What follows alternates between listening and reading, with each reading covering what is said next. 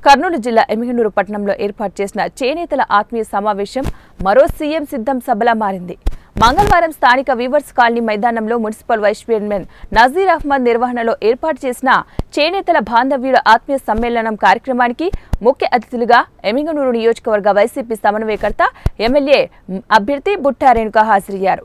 ఈ సమ్మేళనంలో ఎమ్మిగనూరు నియోజకవర్గం నుండి వచ్చిన చేనేత అక్క చెల్లెమ్మలు నేతన్నలతో సమావేశ ప్రాంగణమంతా ఎమ్మిగనూరులో మరో సీఎం సిద్ధం సభల చేనేతల బాంధవ్యుల ఆత్మీయ సమ్మేళనం అన్నట్టుగా కలకలలాడింది.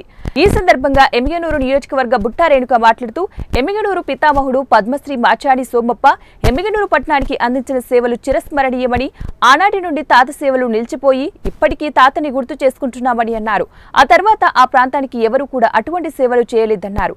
కేవలం ఎమ్మిగనూరు పట్టణానికే పరిమితం కాకుండా దేశం మొత్తం మీద ఏదో ఒక వ్యవస్థను స్థాపించి చేనేతల అందరికీ కూడా గౌరవాన్ని ఇచ్చారని తెలిపారు.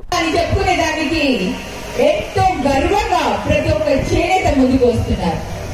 మరి ఇటువంటి సమయంలో ఇప్పటిదాకా రాజకీయంగా ఏ చేనేతలకి ఎవరికి ఇవ్వని అవకాశం మన వైఎస్ జగన్మోహన్ రెడ్డి గారు వైఎస్ఆర్సీపీ పార్టీ తరఫున 2014లో ఎంపీగా అవకాశం ఇచ్చారు. 2019లో కూడా ఎంపీగా అవకాశం ఇచ్చారు. ఇప్పుడు కూడా ఎమ్మెల్యేగా 2 ప్రాంతాలలో అవకాశం ఇచ్చారు. సామాజిక న్యాయం చేసేది అసలైన నాయకుడు మన వైఎస్ జగన్మోహన్ రెడ్డి గారు. బీసీ నినాదం తీసుకొచ్చింది ఎన్టీ రామారావు గారు అయినా కూడా ఎన్టీ రామారావు గారి తర్వాత మరి ఆ బీసీ నినాదాన్ని కంప్లీట్ గా దాన్ని భూస్థాపితం చేశారు ఆ పార్టీ నాయకులు. మరి ఇప్పుడు ఎమ్మిగనూరులో చేనేత బిడ్డలు ఎక్కువగా ఉన్నారని మరి నన్ను ఎమ్మిగనూరు ఎమ్మెల్యే అభ్యర్థిగా ఇక్కడ నిలబెట్టడం జరిగింది.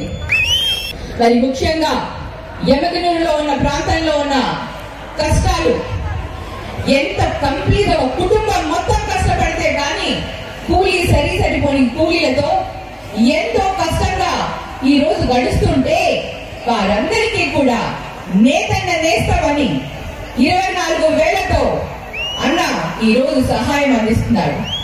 ప్రతి చేనేత బిడ్డ ప్రతి ఒక్కరం చేయి కలిపి మనందరం ఒక్కటి అని నిరూపించుకోవాల్సిన బాధ్యత ఈ రోజు మనకి వచ్చింది.